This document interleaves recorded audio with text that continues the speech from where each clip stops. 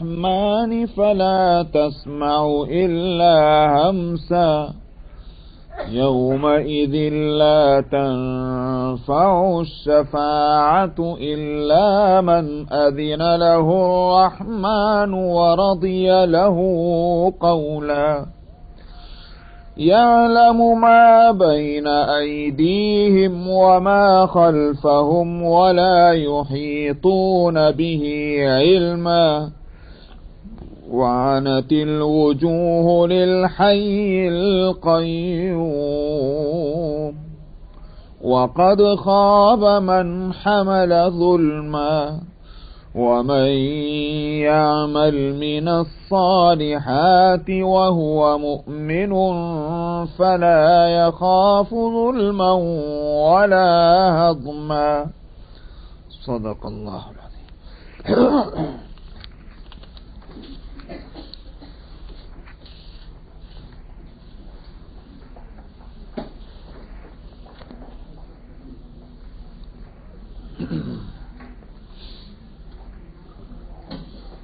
حضرت موسیٰ علیہ الصلاۃ والسلام کوہ طور سے واپس تشریف لے آئے اور ان کی عدم موجودگی میں بنی اسرائیل کی ایک بڑی تعداد شرک میں مبتلا ہو گئی. جزاکم اللہ خیر. جیسا گوشالہ پرستی، بچھڑے کی پوجا وہ شروع ہو گئی وہاں. اور اس سلسلے کو شروع کرانے والا جو ہے اس کا نام ہے سامری، موسیٰ سامری. موسیٰ علیہ الصلاۃ والسلام نے آ کر پہلے تو اسی کی خبر لی، موسیٰ سامری کی، تو اس نے اپنی پوری داستان سنا دی کہ یہ اس طرح سے ہوا. وَلَقَدْ قَالَ لَهُمْ هَارُونُ مِنْ قَبْلُ يَا قَوْمِ إِنَّمَا فُتِنْتُمْ بِهِ. اس میں ہارون علیہ الصلاۃ والسلام، جن کو موسیٰ علیہ الصلاۃ والسلام اپنا اسسٹنٹ بنا کر اور رسپانسبلٹی اور ذمہ داری ان پر چھوڑ کر اور تشریف لے گئے تھے، ان کا رول کیا رہا اس دوران میں؟ وہ سوتے ہی رہے یا اپنے دوسرے کاموں میں لگے رہے اور قوم جو ہے وہ شرک اور بت پرستی میں مبتلا ہو گئی. یہ کیسی ذمہ داری کو انہوں نے نبھایا ہارون علیہ السلام نے؟ تو لہذا ان کا مسئلہ بھی واضح کیا جا رہا ہے. ہارون نے ان سے کہا تھا پہلے کہ اے لوگو، تم بڑی آزمائش میں ڈال دیے گئے ہو. انما فتنتم بھی، اس بچڑے کے ذریعے سے جو اس میں سے آواز نکل رہی ہے اور یہ ہو رہا ہے، یہ سب تماشا، یہ تمہارے لیے بہت بڑی آزمائش ہے. یہاں ایک بات اور میں بتا دوں، اور وہ جو یہ تھا کہ آیت گزر چکی ہے کہ فَأَخْرَجَ لَهُمْ عِجْلًا جَسَدًا لَهُ خُوَارًا. اس سونے اور چاندی کو ڈھال کر کے اس نے ایک بچڑا بنایا تھا. وہ ایک جسم تھا جس میں سے آواز نکلتی تھی. میں نے کہا تھا کہ اس کا کچھ بھی رہا ہو کہ وہ ایک طرف سے آواز داخل ہو، وہ ہوا داخل ہو تو دوسری طرف سے نکل جائے، اس میں سے آواز ہوتی ہو. ایک بات یہ وہ میں کہہ رہا ہوں کہ جس کے لیے کچھ قیاس آرائیاں مفسرین کرتے ہیں، آواز کیسی تھی. مگر مجھے ایک اور نقطہ آج آپ کے سامنے رکھنا ہے. اور جیسے میری عادت ہے میں اصول اور کلیات بتلاتا ہوں. ابھی آپ سب لوگوں کا کام ہے کہ اس کو غور سے سن کر کے اور اسے جہاں جہاں ضرورت پڑے اسے صحیح اس کو فٹ کریں، اس سے مسائل نکالیں. اللہ سبحانہ و تعالی نے شیطان کو بہت بڑی طاقت دی ہے. قرآن حکیم میں اس کا ذکر موجود ہے، وہ آیتیں گزر چکی ہیں. اللہ نے فرمایا تھا کہ وَاسْتَفْزِزْ مَنِ اسْتَطَعْتَ مِنْهُمْ بِصَوْتِكَ وَأَجْلِبْ عَلَيْهِمْ بِخَيْلِكَ وَرَجِلِكَ وَشَارِكْهُمْ فِي الْأَمْوَالِ وَالْأَوْلَادِ وَعِدْهُمْ وَمَا يَعِدُهُمُ الشَّيْطَانُ إِلَّا غُرُورًا.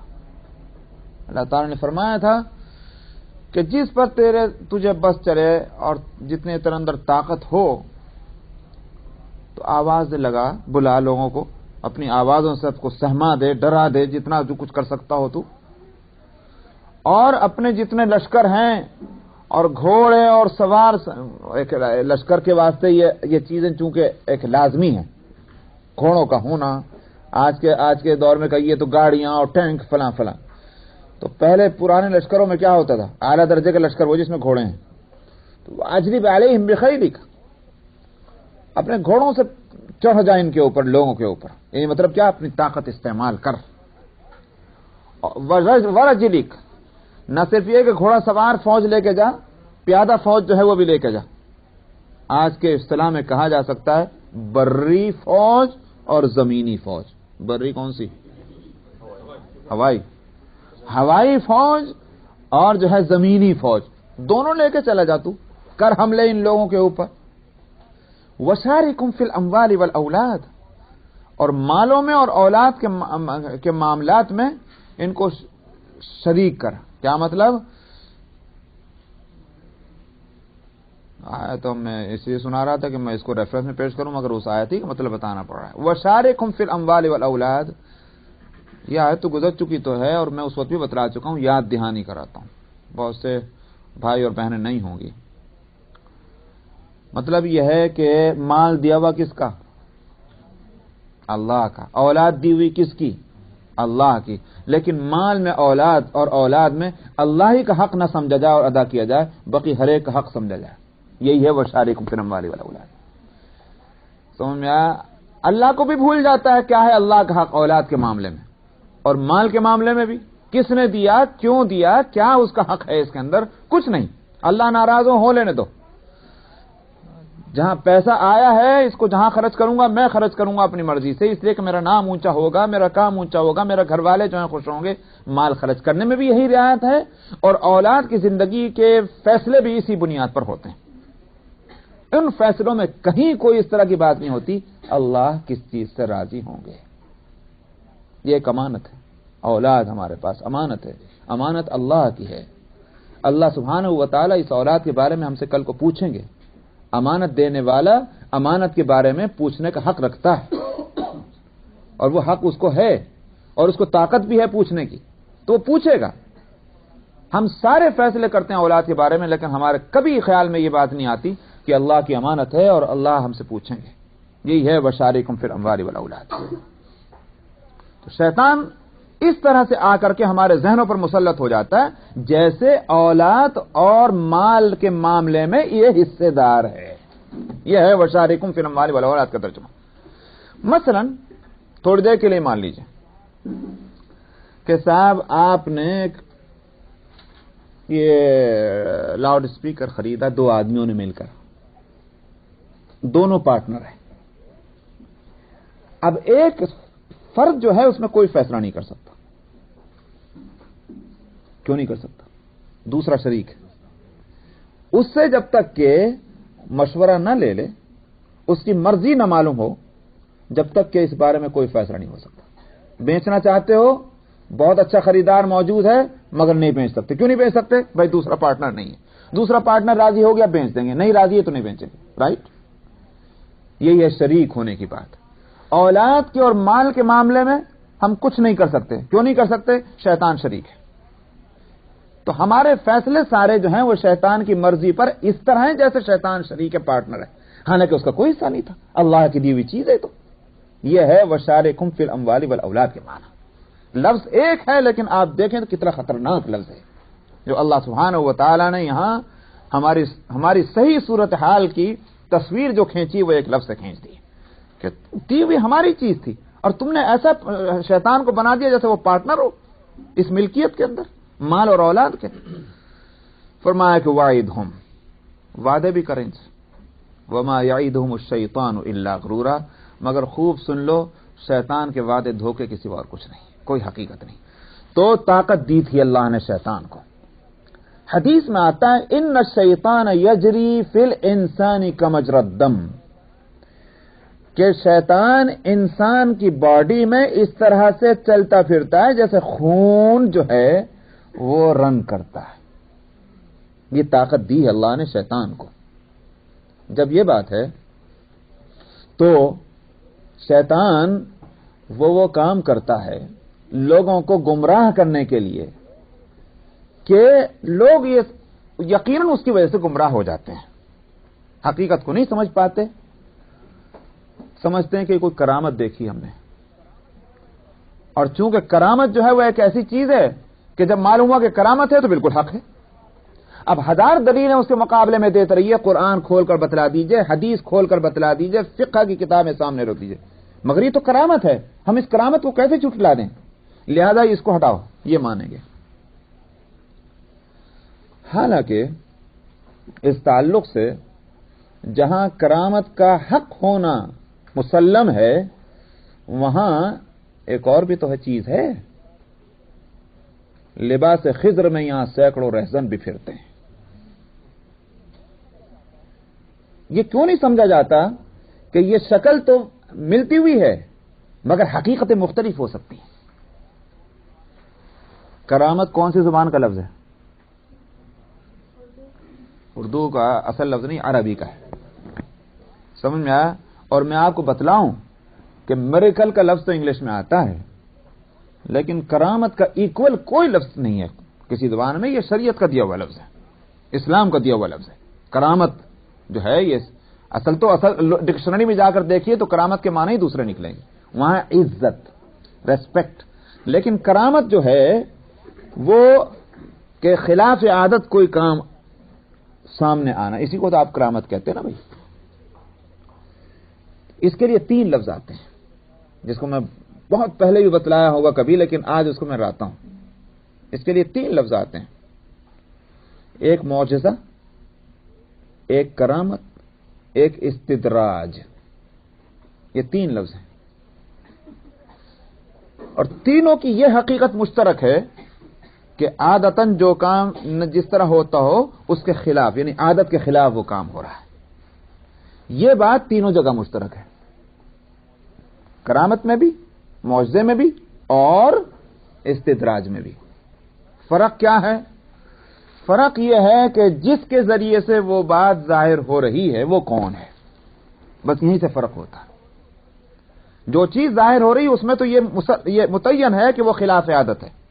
عادتاً نہ میں کر سکتا ہوں نہ آپ کر سکتے ہیں، یہ تو. لیکن جو فرق پڑتا ہے وہ اس بات سے کہ کس کے ذریعے سے وہ ظاہر ہو رہی ہے.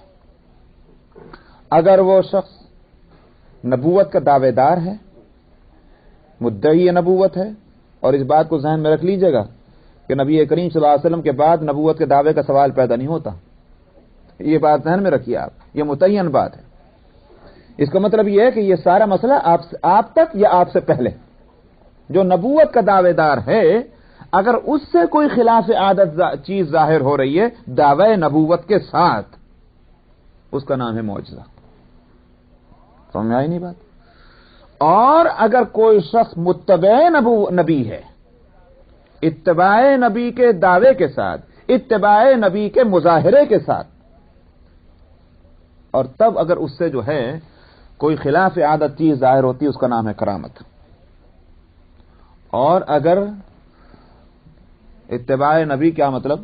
اس کو دین اور اسلام اور عقیدہ اسلامی اس کا بھی دعوے دار نہیں، اس کا عقیدہ ہی دوسرا، اس کا عملی خلاف نبی ہے، تب اگر اس سے جو ہے کوئی چیز خلاف عادت ظاہر ہوتی ہے اس کا نام ہے استدراج.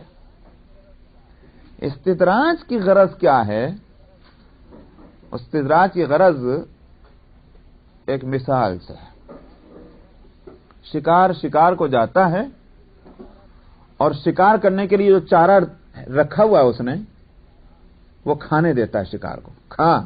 کھا لے. ایک دم نہیں پکڑتا. کیوں ڈھیل دے رہا ہے؟ اس لیے دے رہا ہے کہ یہ کھائے گا تو اچھی طرح سے پکڑ میں آ جائے گا. بات سمجھ میں آئی نہیں؟ اسی کا نام ہے استدراج. استدراج کے معنی یہ ہے کہ جو شخص گمراہ ہے اور اس کے ساتھ جو اور بھی گمراہ ہو رہے ہیں وہ بھی، ٹھیک ہے تم گمراہی چاہتے ہو، چلو ہم تم کو ڈھیل دے رہے ہیں، چلو کہاں تک چلنا چاہتے ہیں. نتیجہ اس کا یہ ہے کہ وہ صحیح فیصلہ نہیں کر پا، وہ تو غلط چلا. تو اب اللہ تعالیٰ جب ہو جاتا ہے کہ اس نے عقل سے کام نہیں لیا، علم سے کام نہیں لیا، آنکھیں بند کیے چلے جا رہا ہے اسی رستے پر، تو پکڑتے ہیں پھر اس کو. یہ ہے استدراج. تو میں نے کہا کہ شکل تو سب جگہ یکساں ہی ہے، لیکن یہ فرق کیوں نہیں کیا جاتا کہ اس ظاہر کرنے والا کون ہے؟ کیسے سمجھا جائے گا، اس کا فیصلہ کیسے ہوگا؟ فیصلہ کرنے کے لیے یہ کتاب اللہ اور سنت رسول اللہ ہے۔ کوئی کام اگر قرآن اور سنت کے خلاف ہے، ہزار اس میں چمک دمک ہو، ہزار اس میں کرشمے ہوں، ہم اس سے آنکھیں بند کر لیں گے، اپنی نیتوں میں، اپنے فکر و خیال میں، اپنے عقیدہ و عمل میں اس کی وجہ سے ذرا اثر نہیں ڈالنے کے۔ تعویل ہو سکتی ہے، تعویل کریں گے، نہیں ہو سکتی خاموش ہو جائیں گے، لیکن قرآن کو اور سنت کو نہیں چھوڑیں گے۔ ہم سے اللہ سبحانہ و تعالی جو مطالبہ کریں گے قیامت کے دن، وہ مطالبہ کریں گے کہ میں نے نبی کو بھیجا تھا، اور نبی کو میں نے قرآن دیا تھا، اور نبی کو میں نے علم نبوت دیا تھا جس کا نام سنت ہے، اس پر تم نے کتنا عمل کیا؟ بس ختم، اس سے زیادہ کا سوال وہاں نہیں ہوگا۔ جب یہ بات ہے تو اصل معیار، اصل ترازو، اصل اسکیل جو ہے وہ تولنے کے واسطے، ناپنے کے واسطے وہ کیا ہوئی؟ قرآن اور سنت۔ اس لیے یہ میں نے ساری تفسیر جو میں نے اصول بتلایا آپ سے، اس لیے بتلایا کہ اس کو آپ اپنے ذہن میں رکھیں معاملات کو سمجھنے کے واسطے، ورنہ بڑے کرشمے جو ہیں اور کرشماتی چیزیں سامنے آتی ہیں اور لوگ ان کو بنیاد بنا کر راہ حق سے جو ہے وہ ہٹ جاتے ہیں۔ کرشمے کوئی چیز نہیں، اصل چیز جو ہے وہ ہے کتاب اللہ اور سنت رسول اللہ۔ یہاں شیطان سامری نے کیا کیا؟ ایک طرف نبی اللہ دین کی تعلیم اور تبلیغ کر رہے ہیں، آپ سمجھتے ہیں کہ شیطان ٹھنڈے چولہے بیٹھا ہے؟ یہ تو کبھی نہیں ہو سکتا۔ جتنے دین حق کا کام زور شور سے ہوتا ہے، شیطان بھی اتنی زور شور سے اپنا کام شروع کرتا ہے، اور اللہ نے طاقت دے رکھی اس کو۔ تب کیا ہے، وہ جو بچڑا تھا، اس بچڑے کے اندر جو آواز نکل رہی تھی، بلا تعویل میں کہتا ہوں، اور اس کو ماننے میں کوئی دقت نہیں ہے، وہ آواز پیدا کی ہوئی شیطان کی تھی، اور شیطان ایسی حرکتیں کر سکتا اور کرتا۔ یہ سارے کرشمے ہیں۔ وہ کرشمہ دیکھا، جو کرشموں کے مرید ہونے والے تھے، وہ سب نے انہوں نے گردنیں جھکا دی اور کہا کہ یہی ہمارا خدا ہے، اور شیطان کامیاب ہو گیا۔ سمجھا؟ اور جن لوگوں کو اللہ نے سمجھ دی تھی، عقل دی تھی، وہ اپنی جگہ جمے رہے، انہوں نے کہا نہیں، موسیٰ علیہ الصلوۃ والسلام اللہ کے نبی ہیں، اور انہوں نے ہم کو شرک سے ہٹایا ہے، ہم شرک کو گوارا نہیں کریں گے چاہے کچھ بھی ہو جائے۔ یہ تھے وہ حق والے لوگ۔ اس لیے یہاں وہ جو خوار والی بات تھی، جس کو میں پچھلے ہفتے نہیں میں اس پہ بول سکا تھا، تو یہ وہ بات آئی تھی کہ میں اس کو انشاءاللہ اس ہفتے میں بولوں گا۔ تو یہ ہے وہ صورت، تو لوگ اس میں مبتلا ہو گئے۔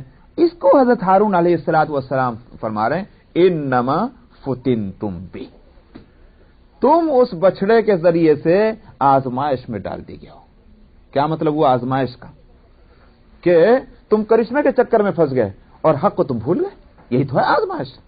دیکھنا تو یہی ہے آدمی کتنا پکا ہے، کہیں دھوکے میں تو نہیں آ جاتا، کہیں ذرا سے بہکاوے میں اور بہلاوے میں اس کے پاؤں تو نہیں لڑکھڑا جاتے۔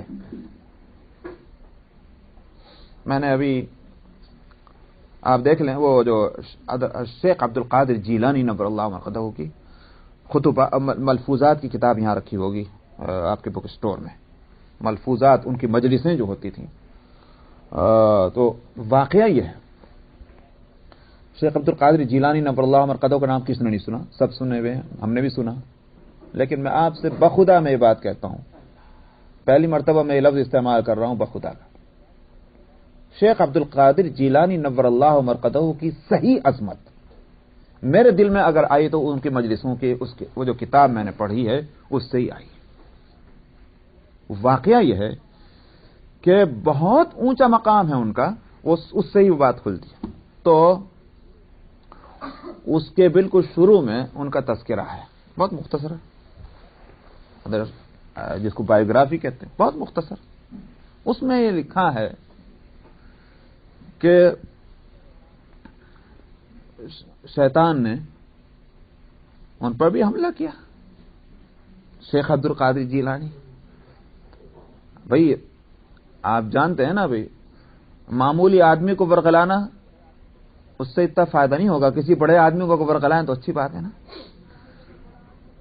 اگر صحیح راستے پر بڑا آدمی چل پڑا تو بہت سو کا فائدہ ہوگا، اور اگر بڑا آدمی غلط راستے پر چلا تو بہت سو کا نقصان ہوگا۔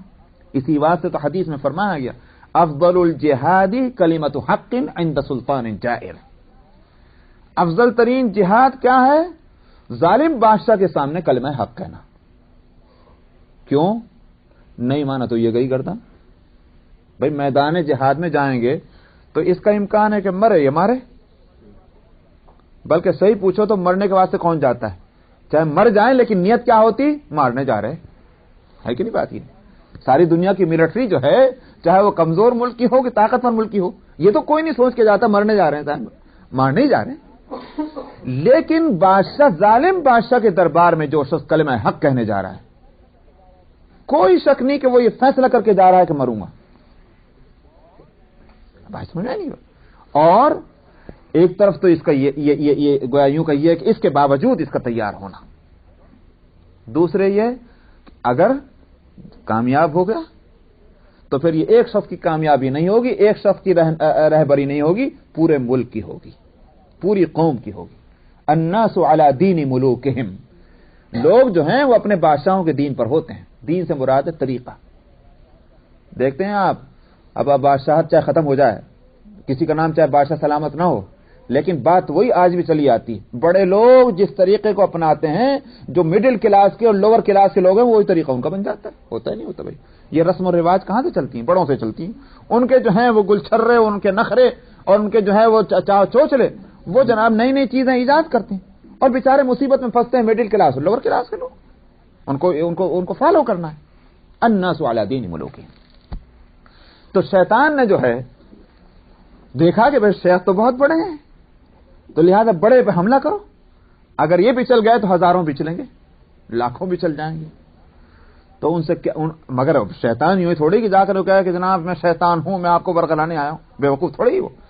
اس نے تو وہی جال پھینکا کہ جس جال میں مچھلی آتی ہے، کیسی مچھلی ہے ویسی جال اس کے پاس موجود ہے۔ تو اس نے ایک آواز دی کہ شیخ بہت تمہاری عبادت ہو گئی ہے، بہت تم محنت کر چکے ہو، ہم تم سے بہت خوش ہیں، اب آئندہ تمہارے اوپر کوئی پابندی نہیں ہے حلال و حرام کی، تم بالکل آزاد ہو، تمہارے لیے ساری پابندیاں ختم کر دی میں نے۔ سمجھا؟ آپ دیکھیں کہ یہ بات جو آ رہی ہے، اور ایک شخص محنت کرتا چلا رہا ہے، عبادت اور ریاضت اور مجاہدے کرتا چلا رہا ہے، کوئی شک نہیں، لوگ بھی اقرار کرتے ہیں اور خود جو کر رہا ہے اس کو نہیں معلوم۔ اب اس کے بعد یہ آواز آتی ہے، کتنا جو ہے یہ یہاں امکان نہیں ہوگا اس بات کا کہ پچل جائے، لیکن شیخ نے فرمایا دور ہو جا کم وقت، لعنت ہو تیرے اوپر ہے شیطان۔ تو پہچان لیا، لوگوں نے کہا کہ حضرت یہ کیا تماشا؟ فرمایا دین مکمل ہو چکا ہے۔ سنا آپ نے؟ دین مکمل ہو چکا ہے، اب حلال اور حرام کو ختم کرنے والے کوئی ہو ہی نہیں سکتا، اس لیے شیطان نے مجھے دھوکہ دیا۔ دوسرے وقت پھر آواز آئی کہ آپ کا فضل اور آپ کا کمال نے آپ کو بچا لیا ہے، ورنہ میں نے اس جال سے تو ہزاروں کو پکڑا میں نے۔ تو اس نے کہا کہ لعنت تیرے اوپر، تو اب بھی شیطانی کر رہا، میں اپنے کمال سے نہیں اللہ کے فضل سے جیتا۔ یہ ہے شیخ کا کمال، کتنے ہوشیار ہیں۔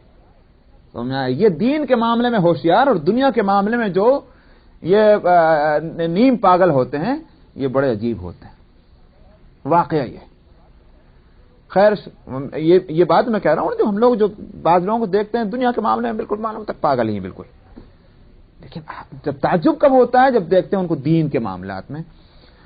میں نے دیکھا ہے ایک عالم کو، میرے والد کے استاذوں میں تھے، میں نے تو خیر وہ چونکہ ہم بہت بچے تھے جب وہ پاکستان چلے گئے تھے، میں نے دیوبند میں بھی دیکھا تھا ان کو، اور بہت اپنے بچپن میں جب میری عمر 4-5 سال کی تھی، اس وقت ان کا گیٹ اپ جو تھا میرے دماغ میں تھا، وہ پاکستان چلے گئے تھے۔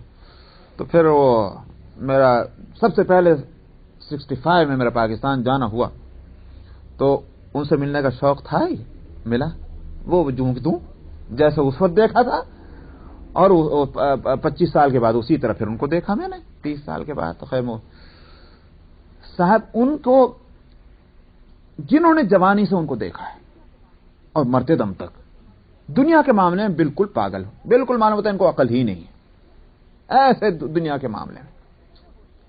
لیکن دین کے معاملے میں ایسے ہوشیار، ان کی کتابیں دیکھنے سے مجھے اندازہ ہوتا ہے، کتابیں جب دیکھتے ہیں، یا اللہ یہ وہی شخص ہے جس کا دماغ اتنا تیز یہاں کام کر رہا ہے کہ ان چیزوں کو نکال کے لا رہا ہے. تو یہ حدیث میں بھی ایسے لوگوں کی فضیلت آئی ہے. میں کہہ رہا تھا کہ اصل میں شیطان جو ہے اس کو اللہ نے بڑی طاقت دی ہے. یہاں فتنہ تھا. حضرت ہارون علیہ السلام نے فرمایا انما فتنتم بہ، تم اس بچڑے کی وجہ سے آزمائش میں ڈال دیے گئے ہو. وَإِنَّ رَبَّكُمُ الرَّحْمَنُ، تمہارا رب تو وہ رحمان ہی ہے. تم کہاں جا کے چھوڑ کے جا رہے ہو اور اس میں مبتلا ہو رہے ہو کہ یہ اللہ، یہ خدا اور یہ خدا اور یہ خدا. ایک ہی ہے رب اور وہ ہے رحمان. دو لفظ لائے ہیں. یوں بھی کہا جا سکتا تھا کہ انما الہکم اللہ، تمہارا معبود اللہ ہے، لیکن کمال یہاں کیا ہے؟ تمہارا رب. ارے جس نے تم کو پیدا کیا، جس نے تم کو کھلایا پلایا، یہ بچڑا کھلاتا ہے؟ اللہ کھلانے والا. جس نے تم کو کھلایا پلایا بڑا کیا جوان کیا، تم ایک دم اس کو چھوڑ چھاڑ کے لگ گیا اس بچڑے کے پیچھے. اور فرمایا الرحمن، وہ جو رحمتوں والا ہے. اگر کوئی ظالم ہوتا، جابر ہوتا، ڈنڈے مار ہوتا، چلو چھوڑ کے چلے گئے، وہ تو رحمت والا ہے. تب اس کو چھوڑ کر جانا جو ہے یہ کس قدر نادانی کی بات ہے. واقعہ یہ ہے کہ لوگوں کو ہمیشہ اس بات کا خیال رکھنا چاہیے کہ اللہ رب ہیں اور رحمان ہیں. تب اس صورت میں بد اخلاقی کی بات ہے کہ اس کے حق کو نہ پہچاننا اور اس کے حق کو نہ ادا کرنا. یہی مطلب ہے. وَإِنَّ رَبَّكُمُ الرَّحْمَنُ فَاتَّبِعُونِي، سو مجھے فالو کرو، وَأَطِيعُوا أَمْرِي، اور میرے حکم کو مانو، میری ہدایت کو مانو. قَالُوا لَن نَّبْرَحَ عَلَيْهِ عَاكِفِينَ حَتَّى يَرْجِعَ إِلَيْنَا مُوسَىٰ. انہوں نے کیا جواب دیا؟ انہوں نے کہا کہ ہم تو اسی پہ جمے رہیں گے یہاں تک کہ موسیٰ نہ آ جائیں. آپ کے کہنے سے تو ہم نہیں چھوڑنے والے، ہم تو دیکھ چکے ہیں جناب کرشمہ، لہذا ہم تو اب اسی پہ رہیں گے طریقے پر. ہاں موسیٰ کو آنے، اگر ایسے ہی موسیٰ کو آنے دو. اور خیال کیا ہے؟ ان کو کہا کیا گیا تھا؟ کہا گیا تھا موسیٰ تو بہک گئے. یہ کہا تھا سامری نے کہ موسیٰ تو چلے گئے، وہ آنے والے نہیں ہیں، وہ تو پتہ نہیں کہاں ٹھوکرے کھا رہے، نعوذ باللہ. ہوا کیا تھا؟ ہوا یہ تھا کہ موسیٰ علیہ السلام 30 دن کے لیے تشریف لے گئے تھے. وَوَاعَدْنَا مُوسَىٰ 30 لَيْلَةً، ہم نے وعدہ کیا تھا موسیٰ سے 30 راتوں کا. تو موسیٰ علیہ السلام یہ کہہ کے چلو بھائی 30 دن کے واسطے جا رہے ہیں، 1 مہینے کے لیے. وَأَتْمَمْنَاهَا بِعَشْرٍ، 10 دن کا ہم نے اس پر اور اضافہ کر دیا. فَتَمَّ مِيقَاتُ رَبِّهِ 40 لَيْلَةً، سو اس کے رب کا جو مقررہ ایک وہ تھا اصل وقت، وہ 40 دن کا وہ پورا ہو گیا. یہ جو 10 دن ہوئے لیٹ، اس 10 دن کے اندر یہ سارے کرشمے ہو گئے کہ وہ تو گئے، وہ بہہ گئے، وہ آنے والے نہیں، پتہ نہیں کہاں گئے. وہ تو خدا تو یہ ہے. اس کو یہاں کہا گیا کہ ہم تو ہٹنے والے نہیں ہیں اس پہ سے. ہاں موسیٰ لوٹ آئیں تب بات الگ ہے، اور چونکہ خیال یہ ہو چکا موسیٰ لوٹنے والے نہیں، لہذا ہم اسی پہ رہیں گے. یہ تھی وہ بات. قال یا ہارون ما منعک اذ رأیتہم ضلوا، یہ تو ہوا وہ واقعہ.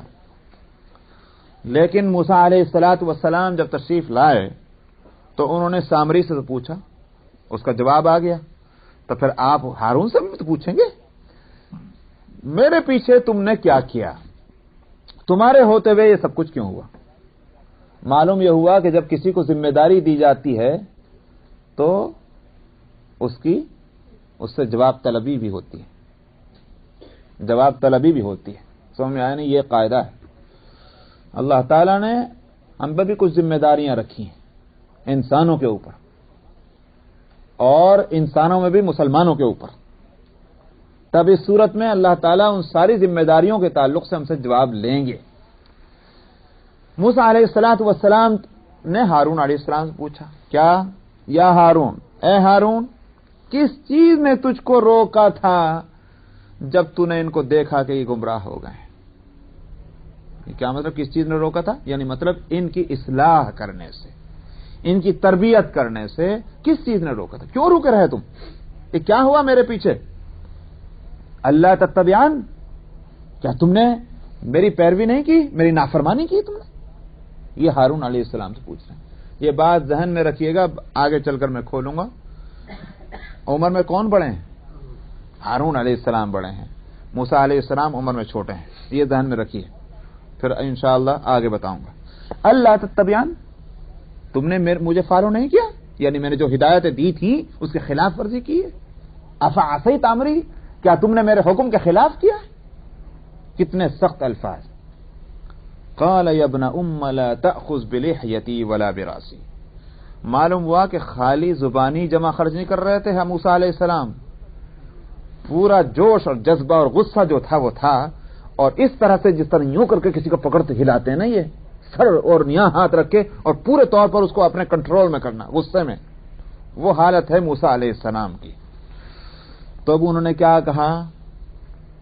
ہارون علیہ السلام نے کہا اے میرے ماں جائے، یعنی سگے بھائی کے لیے ابن ام کے معنی یہ ہے کہ اے میرے ماں کے بیٹے، اس کا ترجمہ ہوگا اے میرے ماں جائے، میری داڑھی اور میرا سر نہ پکڑو. یہ مطلب اتنا غصہ مت کرو، بات سنو میں کیا ہے، ایسا کیوں ہوا. انی خشیت ان تقول فرقت بین بنی اسرائیل ولم ترقب قولی. مجھے اس کا ڈر ہوا کہ آپ آ کر یوں کہیں گے کہ تو نے بنی اسرائیل کے ٹکڑے ٹکڑے کر دیے اور تو نے میری بات کی نگہداشت نہ کی.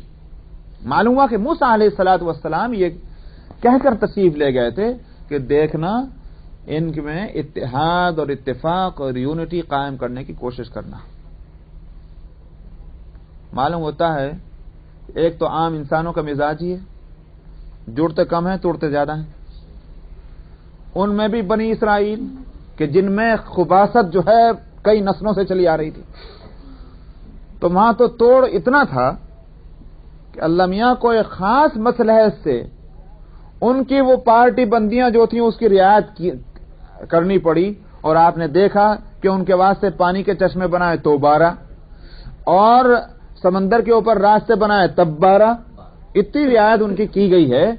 دو قوم اس طرح سے ہو کہ مصیبت میں بھی ایک راستے پر چلنے کو تیار نہ ہوتے ہوں. میاں آگ لگے اگر کہیں کسی گھر میں تو آگ اس گھر سے نکلتے ہوئے یوں سوچیں گے تیرا راستہ کون میرا راستہ کون سا، سمجھ آیا نہیں ہے. مگر جو وہاں بھی یہ سوچے وہ اس کو تو کہے تو کل کے جلتا آج جل جا، یہ تو کہیں گے. وہ واقعہ سچا ہے کہ جھوٹا ہے اللہ عالم. کہتے ہیں کہ لکھنؤ کے نواب واجد علی شاہ صاحب جو ہیں وہ اس لیے پکڑے گئے کہ صاحب جس وقت وہ وہاں فوج پہنچ گئی تو وہ اس لیے نہیں بھاگ سکے کہ ان کو جوتا پہنانے والا کوئی نہیں تھا. اب جھوٹ ہے کہ سچ ہے، لیکن واقعہ یہ ہے کہ مزاج بگڑ جائے تو کیا ہوگا. یہ بنی اسرائیل جو ہے وہ ایک طرف تو سامنے سمندر ہے وہاں موت اور پیچھے فرعون جو ہے وہ موت بنا ہوا کھڑا ہے. مگر مزاج کیا تھا، نہ چلتے آگے، مصیبت کھڑی ہو جاتی ہے ان کے لیے بھی اور موسیٰ کے لیے بھی علیہ الصلوۃ والسلام. اللہ تعالیٰ نے 12 راستے بنائے، چلو تم چلو. تو میں نے کہا کہ ایک ایسی قوم کو لے کر چلنا کتنا مشکل کام رہا ہوگا. تو موسیٰ علیہ الصلوۃ والسلام اس بات کو جانتے تھے. سخت تاکید کر کے گئے ہارون علیہ السلام کو، دیکھنا ان میں پھوٹ نہ ہونے پائے اس کی خاص خیال رکھنا. یہ تھی وہ بات. ولم ترقب قولی.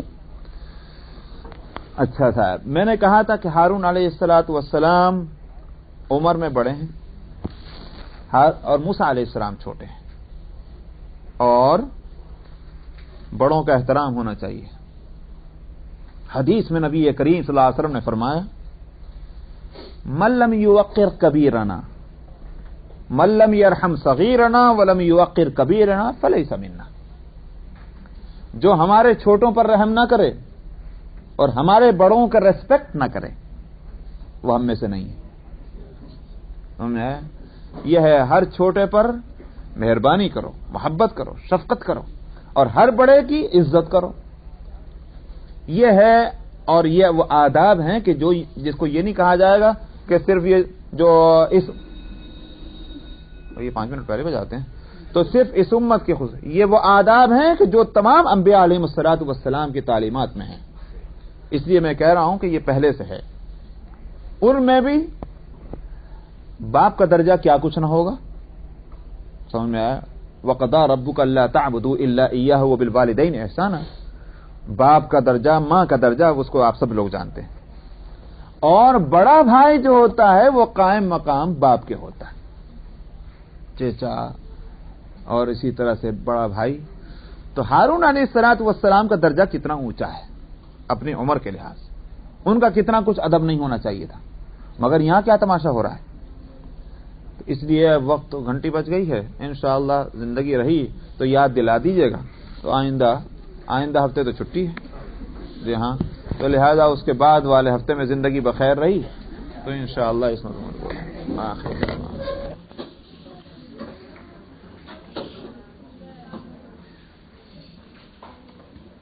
अऊज़ु बिल्लाहि मिनश शैतानिर रजीम। बिस्मिल्लाहिर रहमानिर रहीम। क़ाल फमा ख़त्बुका या सामिरी।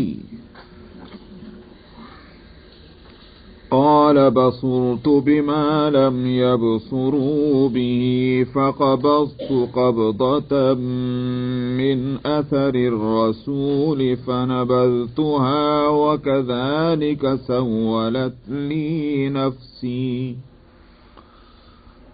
क़ाल फ़ज़हब फ़इन्न लक फ़िल हयाति अन तक़ूल ला मिसास व इन्न लक मौइदन लन तुख़लफ़ वंज़ुर इला इलाहिका अल्लज़ी ज़ल्त अलैहि आकिफ़ा लनुहर्रिक़न्नहु सुम्मा लनंसिफ़न्नहु फ़िल यम्मि नस्फ़ा।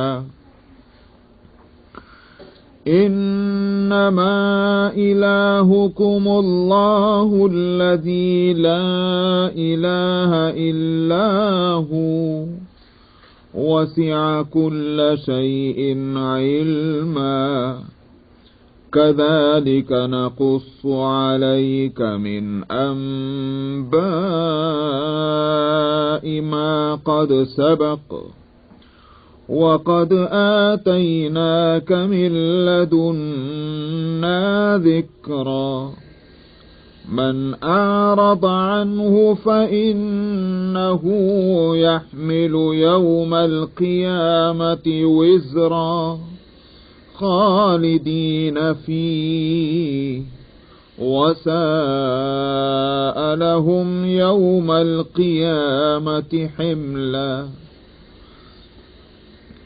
यौम युन्फ़ख़ु फ़िस्सूरि वनहशा यतख़ाफ़तून बैनहुम इल्ला लबिस्तुम इल्ला अशरा। नहनु अअलमु बिमा यक़ूलून इज़ यक़ूलु अम्सलुहुम तरीक़तन इल्ला लबिस्तुम इल्ला यौमा वयस्अलूनक अनिल जिबालि फ़क़ुल यंसिफ़ुहा रब्बी नस्फ़ा फ़यज़रुहा क़ाअन सफ़सफ़ा ला तरा फ़ीहा इवजन वला अम्ता। यौमइज़िन यत्तबिऊन अद्दाዒय ला इवज लहु वख़शअतिल अस्वातु लिर्रहमानि फ़ला तस्मअु इल्ला हमसा। यौमइज़िन ला तन्फ़अु अश्शफ़ाअतु इल्ला मन अज़िन लहुर्रहमानु वरदिय लहु क़ौला। यअलमु मा बैन अयदीहिम वमा ख़ल्फ़हुम वला युहीतून बिही इल्मा।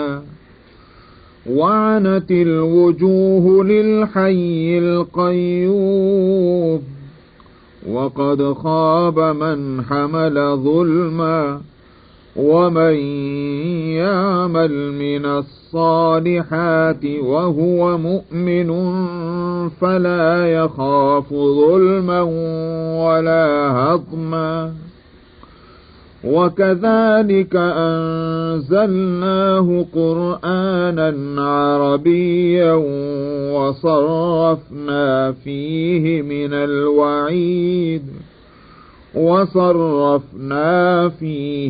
الوعيد لعلهم يتقون أو يحدث لهم ذكرا فتعالى الله الملك الحق ولا تعجل بالقرآن من قبل أن يقضى إليك وحيه وقل رب زدني علما ولقد عهدنا إلى آدم من قبل فنسي ولم نجد له عزما صدق الله.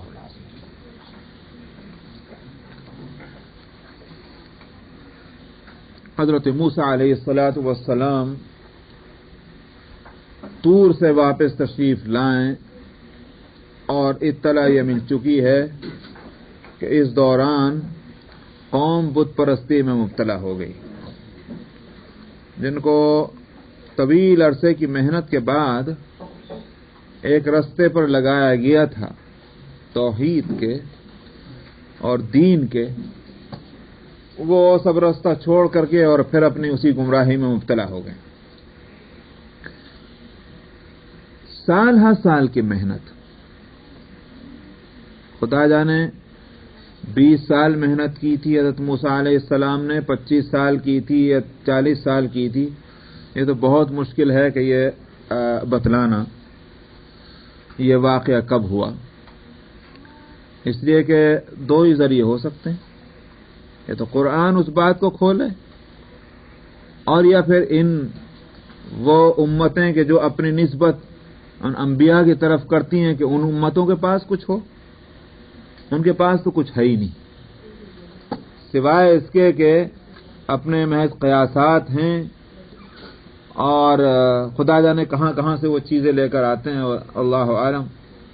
لیکن بہرحال یہ کہ ان کے ہاں بھی کوئی چیز نہیں، قرآن نے اس کو کھولا نہیں. اس بات سے یہ تو بہت مشکل ہے متعین طور پر، لیکن ایک عرصہ گزرا ہے حضرت موسیٰ علیہ الصلاۃ والسلام کو اس قوم پر محنت کرتے کرتے، سال ہر سال کی اس محنت کو 1 مہینے کے اندر ہوا میں اڑا دیا. ریورس ہونا جو ہے، الٹا جانا، اس کی بھی تو کوئی رفتار ہونی چاہیے. لیکن ایسا کیا کہ صاحب سال ہر سال محنت کر کے قوم کو ایک رستے پر ڈالا گیا اور اس قوم نے جو ہے وہ رات بھر کے اندر یا 1 ہفتے کے اندر اور 10 دن کے اندر جو ہے وہ سارا سفر اپنا جو ہے وہ ختم کر دیا. موسیٰ علیہ الصلاۃ والسلام کو دکھ ہونا ہی تھا. آ کر کے پہلے تو خبر ہونے کے لیے حضرت ہارون کی، اپنے بھائی کی، کہ جن کو اپنا قائم مقام اور اپنا وزیر بنا کر اور قوم کی ذمہ داری سپرد کر کے تشریف لے گئے تھے. پہلے ان کو پکڑا کہ یہ ہوا کیوں، تمہارے ہوتے ہوئے کیا تم نے غفلت کی ہے، اور جو ذمہ داری میں نے تمہارے سپرد کی تھی اور اس سلسلے میں جو ہدایت میں تم کو دے کر گیا تھا تم نے اس کی پابندی نہیں کی. وَلَمْ تَرْقُبْ قَوْلِي. اس پر میں نے گزشتہ ہفتے یہ بات کہی تھی کہ ہارون علیہ السلام جو کچھ دماغ میں اس وقت آ رہا ہے وہ بتلا رہا ہوں، ورنہ تو پتہ نہیں کیا کیا مضمون اس وقت ذہن میں ہوگا، وقت ختم ہو گیا، میں نے روک دیا. تو ہارون علیہ الصلاۃ والسلام ہانا کے بڑے بھائی ہیں، اور بڑے بھائی کی تعظیم ضروری ہے. وہ دین انبیاء کا کہ جس میں حقوق کی بڑی رعایت رکھی گئی ہے، بڑوں کے آداب، چھوٹوں کے ساتھ رعایت اور مروت اور شفقت، تو وہاں بڑے بھائی کا کتنا کچھ ادب نہ ہوگا. نبی کریم صلی اللہ علیہ وسلم کی تعلیمات میں ہے کہ بڑے بھائی جو ہے وہ باپ کے درجے میں ہے، باپ کے بعد اس کا درجہ آتا ہے. جیسے گویا بڑی بہن ماں کے درجے میں ہو سکتی ہے، اگرچہ ایک اور روایت میں خالہ کو ماں کے درجے میں کہا گیا، لیکن کوئی منافات نہیں، کوئی ٹکراؤ نہیں۔ تو بہرحال یہ کہ ہارون علیہ السلام بڑے بھائی ہیں، مگر انداز جو نوٹس لینے کا موسیٰ علیہ السلام کے ہے، اس میں اس کا کوئی اثر محسوس نہیں ہوتا کہ وہ اپنے بڑے بھائی کے بڑا ہونے کا خیال کر رہے ہیں۔ اس پر میں یہ کہہ رہا تھا کہ اس سے یہ بات ثابت ہوتی ہے کہ ویسے دنیا میں بھی، دنیا کے سارے معاملات میں ہم غور سے دیکھیں تو کام چل ہی نہیں سکتے، ڈسپلن قائم ہی نہیں ہو سکتے جب تک کہ رسپانسبلٹی جو ہے اس کا احساس مکمل طور پر نہ ہو۔ منصب جو پوسٹ ہے اور اس کے جو تقاضے ہیں، اس کی جو ذمہ داریاں ہیں، وہ اصل ہیں۔ یہی وجہ ہے کہ اگر کوئی سپروائزر جو ہے، مثال کے طور پر اگر کوئی جوان ہو اور اس کے انڈر میں کوئی بوڑھا آدمی یا اس سے زیادہ عمر کا آدمی کام کر رہا اور اس نے کوئی غلطی کی ہو، تو یہ تو کوئی شریعت اور کوئی اخلاق جو ہے یہ نہیں بتاتا کہ چونکہ وہ بڑی عمر کا ہے تو ان کا کوئی نوٹس ہی نہ لیا جائے اور پھر ہی چھوڑ دیا جائے کہ چاہے تو کام کر نہ کرو، چاہے غلط کر چاہے صحیح کر۔ عمر کی رعایت کا یہ تقاضا ہوگا بے شک کہ بھئی ادب سے بات کریں۔ یہ ہو سکتا ہے کہ بھئی اگر معمولی غلطی ہے تو اس کو معاف کر دیں، یہ ہو سکتا ہے،